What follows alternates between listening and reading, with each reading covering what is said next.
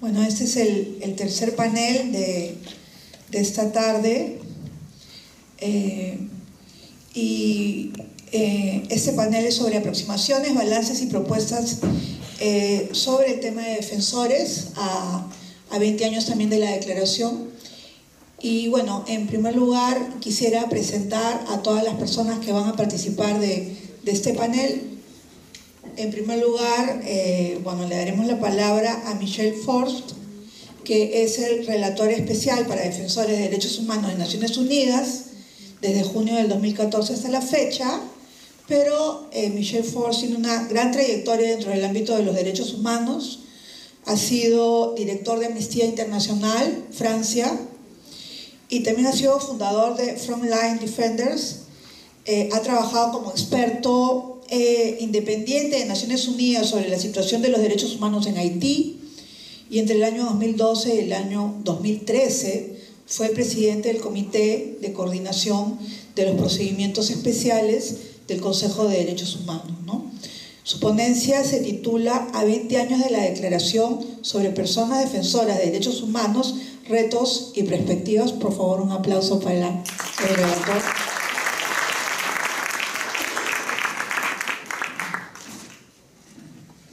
Y gracias a su traductora. Gracias.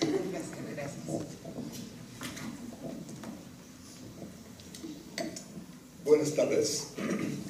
Es un gusto estar con ustedes hoy. No hablo castellano.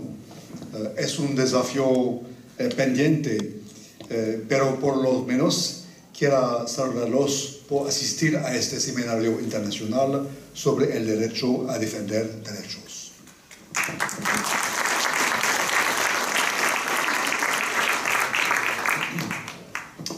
Now I'm speaking English. Human rights defenders are more than important. They are essential, they are vital in our countries, for our democracies, for the rule of law, and you can expect that any person who tells you the contrary must have either a poor understanding of what human rights are or very dark ambitions for their own people. Las defensoras y defensores de los derechos humanos son cada vez más importantes. Son esenciales, vitales para nuestros países, para nuestras democracias, para hacer valer la ley. Y de cualquiera que diga lo contrario, pueden esperarse que tenga un pobre entendimiento de lo que verdaderamente son los derechos humanos o tiene tal vez una motivación muy oscura para su propia gente. Those who wrote the United Nations Declaration on Human Rights Defenders almost 20 years ago understood that without human rights defenders, the ideal enshrined in the United Nations Universal Declaration on Human Rights would remain a dead letter. Quienes escribieron la Declaración de las Naciones Unidas para Defensoras y Defensores de los Derechos Humanos hace 20 años, entendieron que sin defensoras y sin defensores de los derechos humanos, los ideales consagrados para ellos quedarían como una tinta muerta. Because how can we ensure the freedom of expression, the right to choose who we love and marry, our access to drinking water and education, if we silence those who are actually making these rights a reality? Porque, ¿de qué otro modo entonces podemos asegurar nuestra libertad de expresión, nuestro derecho de escoger a quién amar y con quién contraer matrimonio, nuestro acceso a beber agua limpia, a una educación, si es que nosotros silenciamos a quienes hacen que esos derechos sean una realidad? But do you know who defenders really are? The concept of human rights defender is quite recent, although those who advocate for fundamental rights can be found from the early stages of our humanity. Pero, ¿ustedes saben quién realmente son las defensoras y defensores? El concepto de defensoras y defensores de los derechos humanos es bastante reciente, aunque aquellos que abogan por los derechos fundamentales han existido desde las primeras eras de nuestra humanidad. The United Nations Declaration on Human Rights Defenders recognizes the rights for any person to peacefully promote and defend human rights, individually or with others. Any person. It means that what you give, that what gives you your identity as human rights defenders is what you do and not what you are. La Declaración de las Naciones Unidas acerca de las defensoras y defensores de los derechos humanos reconoce el derecho de cualquier persona de promover y defender los derechos humanos de manera pacífica, a modo individual o con otros, cualquier otra persona. You can be a community farmer from a remote area, a prison guard who protests to protect the rights of inmates. You can be a whistleblower from the textile industry, a journalist who unveils cases of political corruption, trade unionist, a student who advocates for the rights to sexual and reproductive rights, anyone. Esto significa que lo que te identifica como una defensora o un defensor de los derechos humanos es lo que es, no quién eres. Puedes pertenecer a una remota comunidad campesina, puedes ser un guardia de prisión que protege los derechos de los presos, un denunciante de la industria textil, un periodista revelando un caso de corrupción política o un sindicalista, un estudiante abogando por sus derechos sexuales y reproductivos, quien quiera. And I would like to insist on that. You don't need to belong to an organization, you don't need to hold a degree in international law, you only need to embrace the universal principle of human rights. You don't need to work full-time on human rights to be a human rights defender. Y quisiera insistir en este punto. No tienes que pertenecer a una ONG, no necesitas tener un título de derecho internacional, solo tienes que adoptar el principio universal de los derechos humanos. No tienes que dedicarte a tiempo completo a los derechos humanos para ser su defensora o defensor. So, you, me, our neighbors, your friends and colleagues, we can all become human rights defenders to tackle social injustice and impunity. Entonces, tú, yo, nuestros vecinos, amigos y colegas, todos podemos ser defensoras y defensores de los derechos humanos al momento de enfrentar la injusticia social y la impunidad.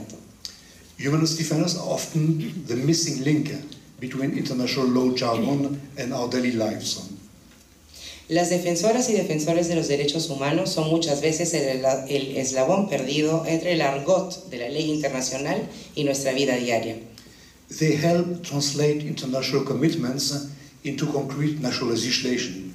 They are those who remind every day of the state's responsibility to protect the population, including the most vulnerable ones, and to ensure access to justice and the rights to effective remedy. Ellos ayudan a traducir los compromisos internacionales en legislación nacional concreta. Ellos son quienes nos recuerdan diariamente que es responsabilidad del Estado proteger a la población, incluyendo a los más vulnerables, y asegurar el acceso a la justicia y el derecho a una resolución efectiva de su situación. So why has it become so dangerous to defend human rights? Entonces, ¿por qué se ha vuelto tan peligroso defender los derechos humanos? The sad and concerning reality is that it has become increasingly unpopular to speak up against human rights abuses. Here in Peru, in Latin America, and everywhere around the globe, even in countries that used to be considered safe havens for human rights, like France, my own country, like Italy or Spain. La triste y preocupante realidad es que se ha tornado cada vez más impopular hablar en contra de los abusos e en contra de los derechos humanos. Aquí en Perú, en la América Latina y en cualquier otro lugar alrededor del globo, aún en los países que en un pasado se consideraron como los salvaguardas de los derechos humanos, como Francia, mi propio país, Italia o España. Every day, ordinary citizens are being criminalized for reporting human rights violations against migrants, for denouncing the deterioration of nature, the pollution of lakes, for demanding action against feminicides, for promotion of sexual and reproductive rights. They are the mothers and brothers of disappeared, those we may have already forgotten if it has not been the lifelike commitments of their loved ones. Cada día ciudadanos de a pie son criminalizados por declarar en contra de las violaciones de los derechos humanos de inmigrantes, por denunciar el deterioro de la naturaleza, la contaminación de lagos, por demandar acciones en contra de feminicidios, por promover los derechos sexuales y reproductivos. Ellas son las madres, son los hermanos que han desaparecido, a quienes probablemente hemos olvidado de no ser por el compromiso eterno de sus seres queridos.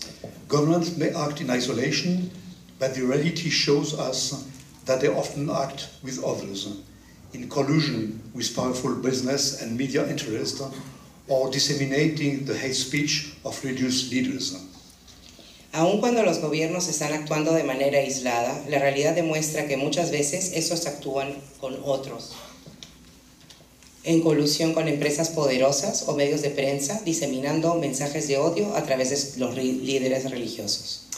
Then find ways to make defenders work more unsafe and precarious through legislation that hamper the right to peaceful assembly or access to funding, through public speech that depicts defenders as criminals, enemies of the state, anti-development, through criminalization that try to silence defenders through unfair trials.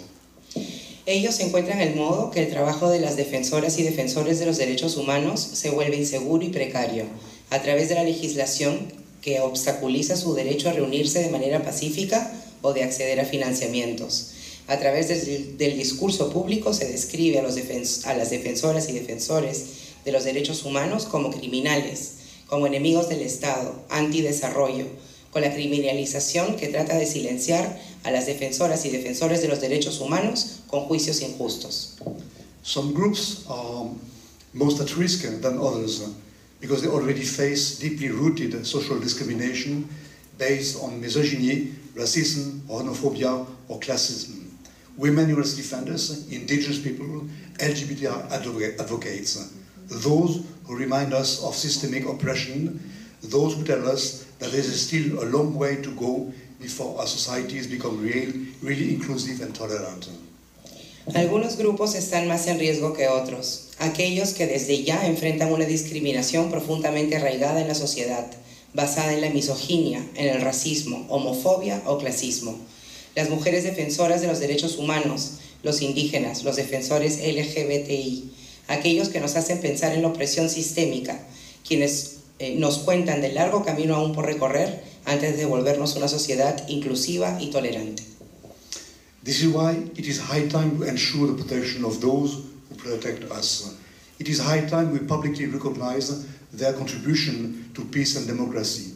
It is high time we respect their human rights work and we ensure that they can act in the best, safest conditions.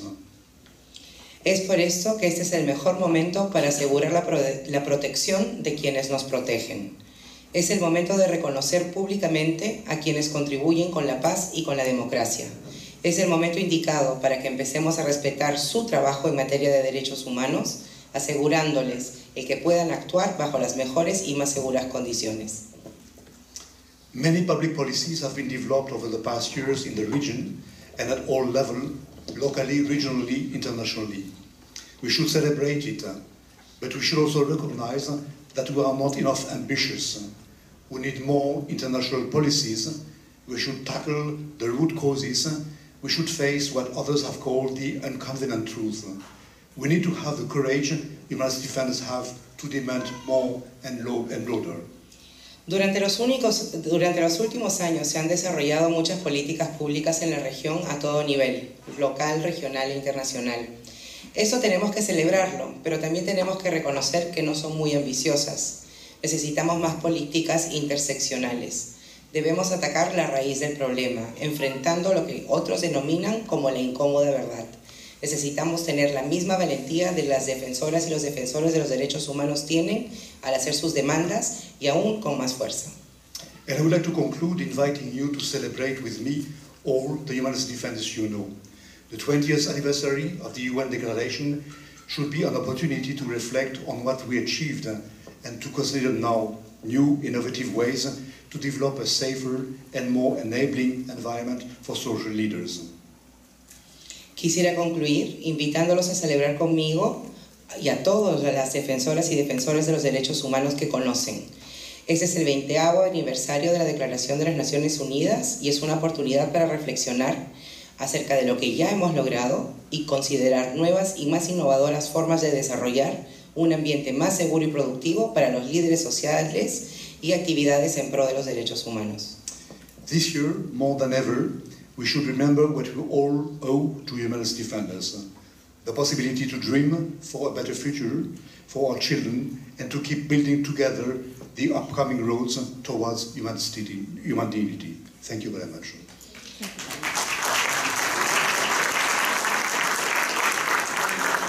Y bueno, este año más que nunca debemos recordar todo lo que le debemos a las defensoras y defensores de los derechos humanos, sobre todo esta posibilidad de soñar con un futuro mejor para nuestros hijos y poder construir juntos próximos caminos hacia la dignidad humana.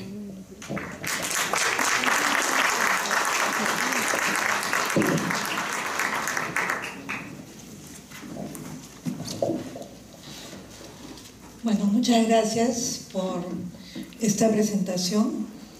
Y ahora quisiera invitar, por favor, a Luis Enrique Eguren. Luis Enrique es director de la Unidad de Política, Formación e Investigación de Protección Internacional de Bruselas. Es médico, eso me parece genial, y experto en protección, con un máster en Acción Humanitaria Internacional y un diploma de posgrado en Estudios Estratégicos de Seguridad y Defensa. Es profesor asociado del Instituto de Derechos Humanos de la Universidad de Deusto, codirector del diploma de posgrado de Protección Integral de Defensores de Derechos Humanos y Activistas Sociales de la Universidad Pablo de Olavide de Sevilla, y ha trabajado para muchas ONGs, agencias de Naciones Unidas, para la Comisión Europea, sobre temas como la protección de defensores de derechos humanos y de la población desplazada interna, protección humanitaria y acompañamiento internacional. Y esta noche nos va a hablar sobre las políticas públicas eficaces para la protección del derecho a defender los derechos humanos. Muchas gracias. Larga introducción para una intervención que va a ser breve, pero bueno, espero que sea de interés. Muchas gracias. Buenas tardes a todas, a todos. Creo que llevamos unas cuantas horas acá con reflexiones muy interesantes. Yo quisiera aportar un poquito y quizá a veces llevar un poco también la contraria para aquello de construir conjuntamente, ¿verdad? 20 años de la Declaración de Defensoras, Defensores, corto tiempo, yo creo, para un concepto tan importante en este mundo en que nos movemos, pero sin embargo, largo tiempo para actuar más y mejor. Hablo también de los Estados con políticas públicas en pro de la defensa de derechos humanos. En este tiempo, en esta región de las Américas, ha habido la única región del mundo en que ha habido una serie de políticas públicas, algunas veces con una ley que las refrenda, digamos, para proteger el derecho a defender derechos humanos, pero nos tememos que los resultados son pobres, por cuanto menos. Hablo de Colombia, que empezó en el 94, antes de la declaración. Hablo de México, que tiene una ley desde el 2012. De Brasil, un programa anterior también. De Honduras más recientemente, de Guatemala, etc., ¿no? Perú se está planteando construir una política pública, me parece que es una grandísima oportunidad para asumir como la vanguardia, aprender lecciones que han existido y construir más allá en pro de la defensa del derecho a defender derechos humanos. Hago toda la frase completa, el derecho a defender derechos humanos, porque me parece importante entender que esas políticas ya no pueden ser nunca más, o al menos si no es posible, políticas solamente para proteger físicamente a defensores en riesgo. Así se empezó. Digamos que todo el aparato poderoso, potente, con mucho potencial de la Declaración de Defensa de Defensores se ha venido reduciendo al ser trasladado a políticas nacionales como un pequeño aparato. No digo pequeño en su alcance, no en tamaño. Pequeño en el sentido de que plantea que, con la lógica de que el derecho a derechos humanos se reduce a que hay unas pocas personas defensoras que están en riesgo y por tanto a esas personas se le pueden adosar físicamente unas medidas de protección y con esto se garantiza el derecho a defender. Evidentemente esto no es así. La experiencia en Colombia, que ya se ha compartido, en todos los países, no insisto, muestra que no es así, que no basta con tener esa protección física individual, porque esto afecta a varias cosas de fondo y yo quisiera compartir y comentar. Estas políticas públicas, traducidas en forma de mecanismos por gobiernos, sobre todo definen de modo muy estrecho, reducido a la población con la que se trabaja en general. Se habla siempre de defensores, defensoras, y se adopta la Declaración de Naciones Unidas como medida, que ya ha sido presentada por el señor Foss perfectamente. Sin embargo, de alguna manera esas políticas públicas reducen el concepto de defensor, y lo reducen de una manera muy sencilla. Es muy aceptable ver a trabajar para un Estado con personas defensoras que trabajan, por ejemplo, por derechos de la niñez. Incluso por derechos económicos y sociales algunas veces. Pero es más difícil para los Estados concebir la protección de personas que desde comunidades, por ejemplo, en medio rural, trabajan contra el extractivismo salvaje, que sin consulta previa afecta a comunidades. Digamos que a veces, dicho un poco críticamente, si me permiten, pareciera que hubiera defensores buenos y defensores malos. Los buenos son los que son muy fácilmente aceptables por la sociedad y los malos son los que parece que buscan problemas, generan desorden público o afectan a derechos morales, como derechos de la mujer, de libertad sexual, etc., ¿no? Esto es una cosa preocupante porque esas políticas nunca, sin definirlo así, de facto se implementan de esta manera. Entonces es mucho más fácil hacer una política pública, y esto está demostrado. Si vives en una ciudad y tienes unos ciertos recursos o contactos que te permiten contactar con la política pública, que si vives en una zona aislada, lejos de la capital como centro de poder, e intentas acceder a sistemas de protección. No están pensados para eso. Las medidas de protección que otorgan, por ejemplo, Colombia o México consisten en su mayor parte en el llamado botón de pánico, un celular que aprietas un botón y parece que se desencadena una reacción de protección que no existe, chalecos antibala que realmente cubren el cuerpo, parte del cuerpo, pero nada más, o en algunos casos carros, incluso escoltas, que chocan directamente con la lógica del derecho a defender derechos humanos. Digamos que no vuelan estas medidas de protección. Y no solo definen a la persona defensora como quien no busca problemas, digamos, sino que también son mecanismos, una lógica, si me permiten, profundamente urbana, pero también masculina, heterosexual, por supuesto, en general, y también con una lógica de poder que va mucho más cercana a las lógicas de poder urbanas. Digamos, en ese sentido, que la defensa de derechos humanos es profundamente colectiva, relacional, no solo porque hay comunidades que lo hacen, sino también porque yo no conozco a nadie que defienda derechos humanos que la haga sola la persona. Siempre lo hacemos en relación con los demás. Aunque no tengamos una organización que nos apoya, estamos en relación permanente. Sin embargo, esas políticas de protección aíslan, individualizan a la persona, determinan que esa persona está en riesgo e intentan responder a esa lógica. ¿Qué hay de los demás? De las personas que les apoyan y que son objetos de amenaza también y muchas veces de agresiones por parte de los perpetradores, ¿no? El otro problemita que también estas políticas públicas a veces tienen, y que ojalá en Perú no se repita, es el concepto de identidad. De alguna manera, a veces sucede que la identidad de persona defensora, que viene promovida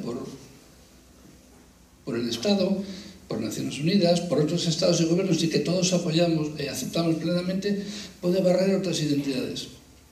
Si tú defiendes derechos como una comunidad indígena, o derechos sindicales, o derechos en general, económicos y culturales, para conseguir un proyecto de cooperación internacional o para conseguir un acceso a veces a espacios de poder, no puedes decir claramente que eres sindicalista, no es tan popular. Tampoco puedes siempre decir que defiendes derechos de una comunidad indígena contra una empresa transnacional, por ejemplo española, como Repsol.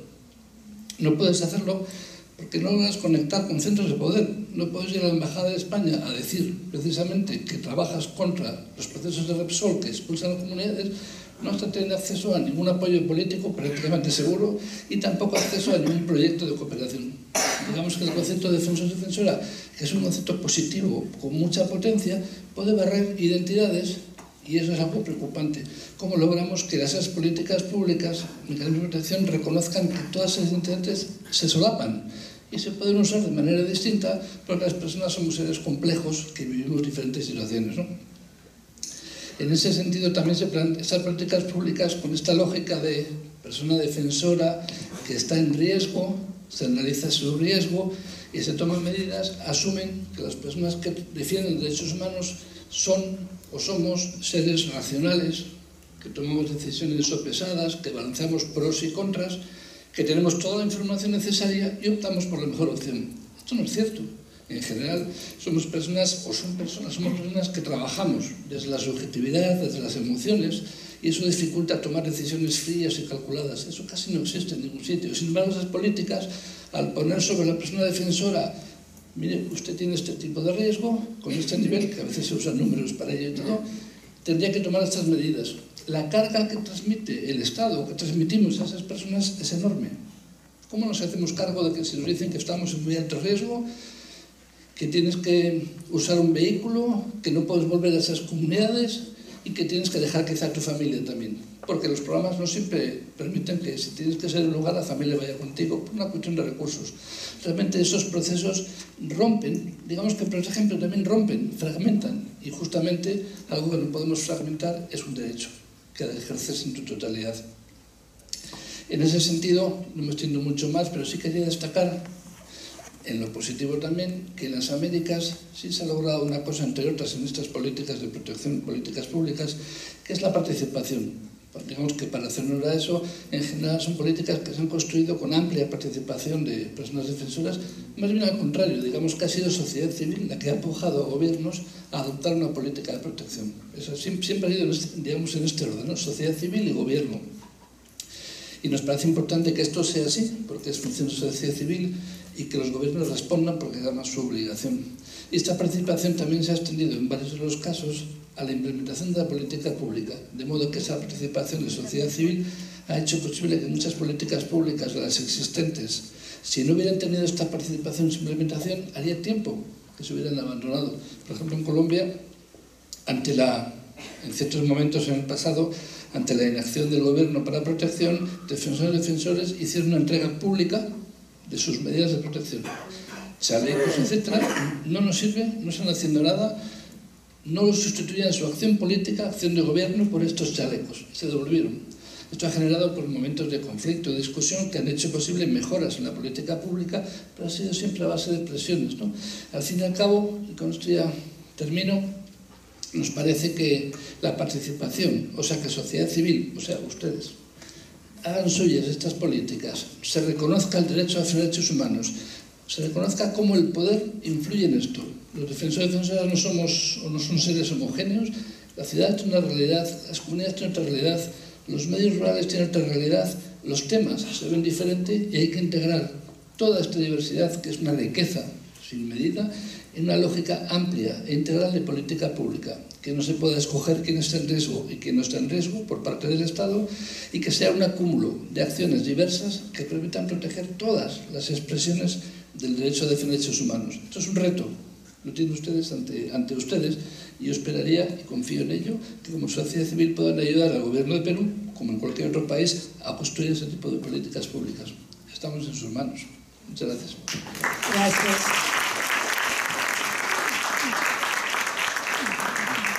Muchas gracias, Luis Enrique. Bueno, entonces ahora los dejo con ustedes a Percy Castillo.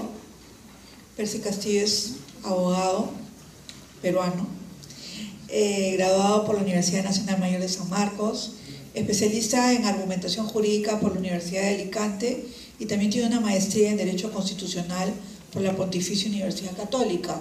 Está presente con nosotros porque es actualmente el defensor adjunto para derechos humanos de la Defensoría del Pueblo.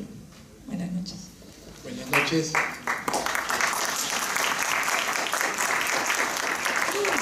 Gracias, buenas noches con todos y todas.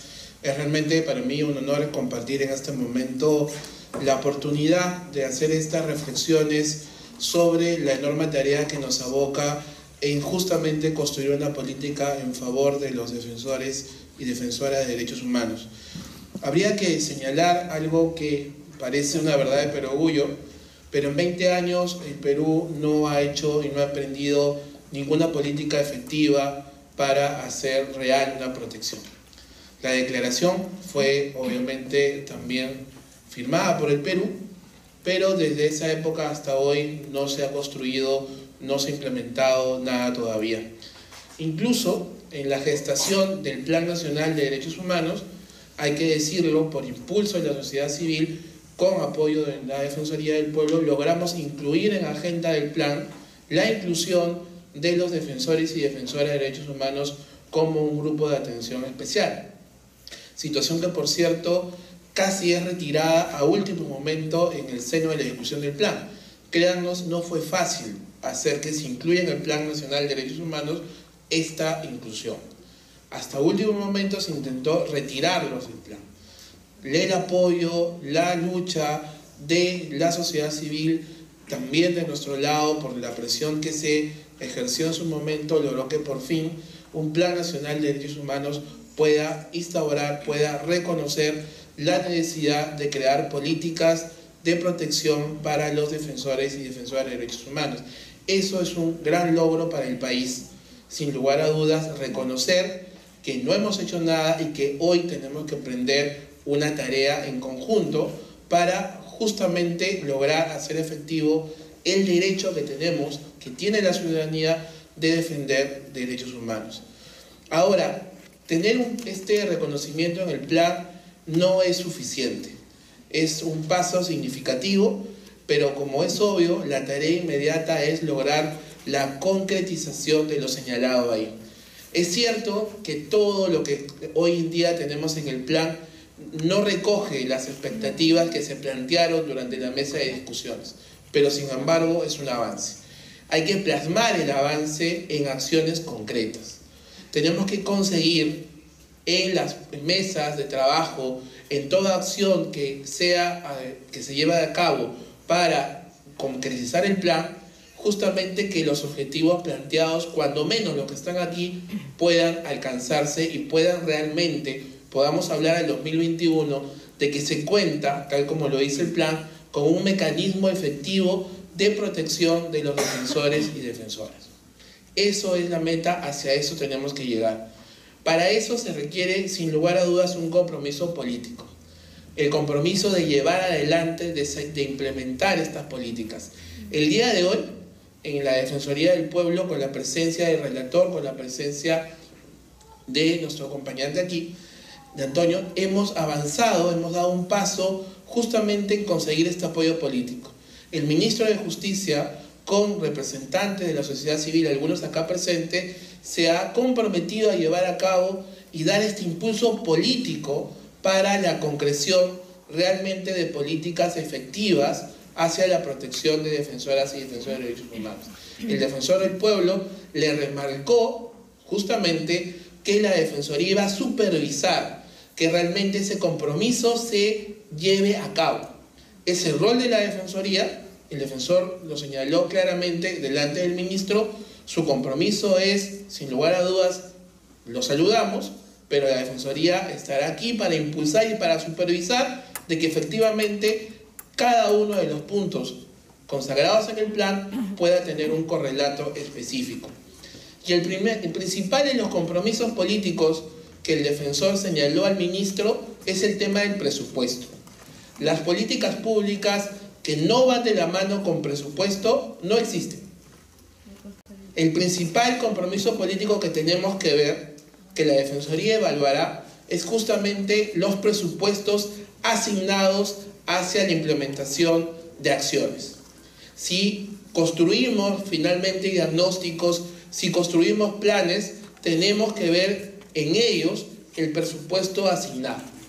Y eso realmente será el indicador del real compromiso que se tenga hacia la construcción de políticas efectivas. Hoy en día estamos en un plano inicial.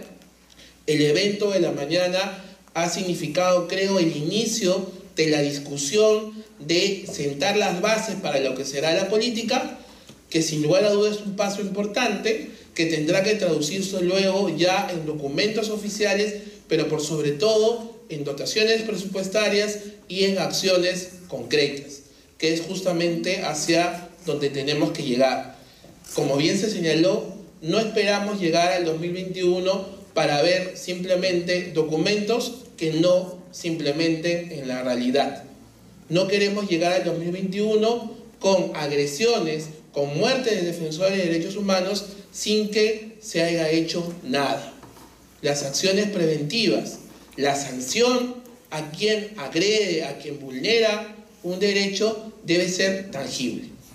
Y en ese plano, el esfuerzo de los aquí presentes y el compromiso de la Defensoría del Pueblo, estoy convencido que podemos arribar, que podemos avanzar en este camino, gracias, sin lugar a dudas, a las experiencias que, por ejemplo, el día de hoy tan amablemente vienen siendo compartidas con nosotros.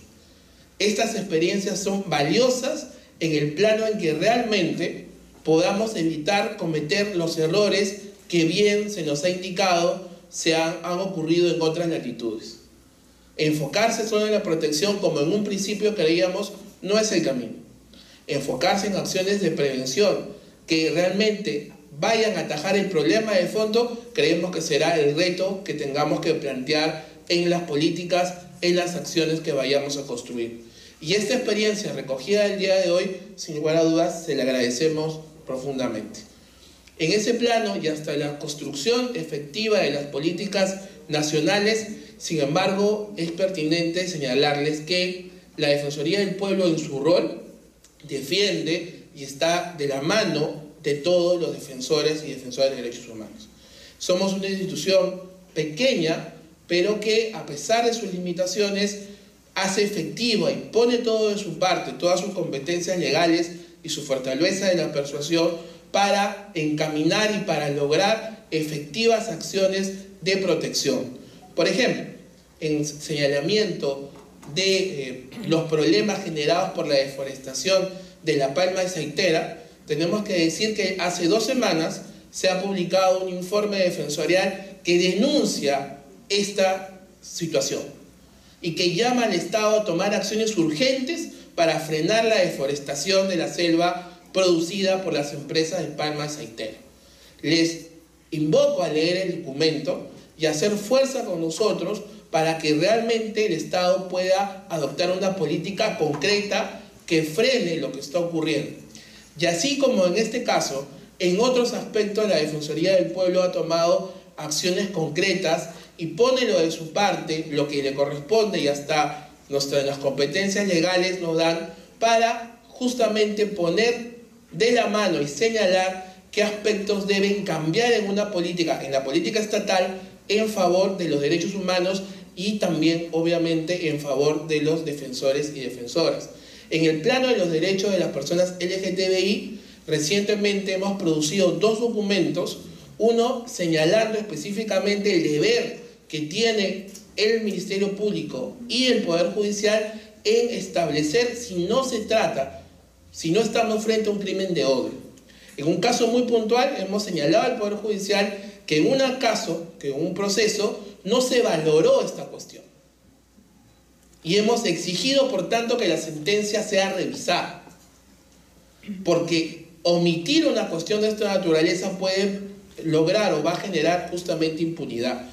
En ese plano, lo que nos queda como institución son las tareas de impulsar la construcción de una política, supervisar su real implementación, pero que hasta eso ocurra, el compromiso de la Defensoría de seguir adelante en la defensa de derechos fundamentales y de proteger y de atender los casos que nos lleguen de defensoras y defensores de derechos humanos será siempre patente. Muchas gracias.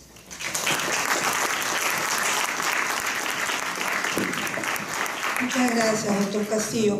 Bueno, ahora quisiera que por favor preparen sus preguntas, vayan preparando sus preguntas. Y simplemente quería hacer un brevísimo resumen de lo que hemos escuchado. En primer lugar, el relator Michel Forst nos ha dicho que no hay requisitos para ser un defensor de derechos humanos, no porque se trabaja en una ONG, alguien es defensor de derechos humanos. Los defensores de derechos humanos son precisamente el vínculo entre todas esas normas y tratados internacionales y la cotidianidad de cada uno de nosotros. Los defensores de derechos humanos han sido criminalizados, estigmatizados, etc. Se han diseminado mensajes de odio y eso lo conocemos y lo sabemos. Hay grupos mucho más vulnerables como las mujeres, las personas LGTBI o los indígenas, pero no por eso deben de ser precarios. Y bueno, nos ha invitado a celebrar el 20º aniversario de la declaración.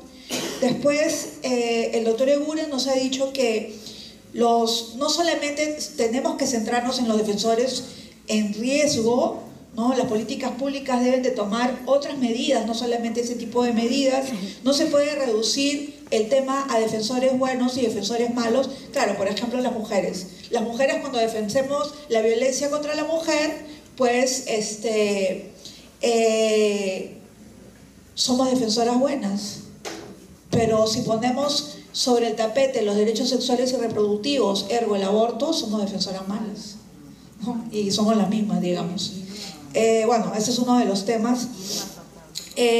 También sobre el tema de defender los derechos humanos desde una perspectiva colectiva, creo que la Coordinadora de Derechos Humanos en 30 y casi 5 años de trabajo está demostrando que se avanza en conjunto, en grupo, entre todos, peleándonos internamente, pero avanzando.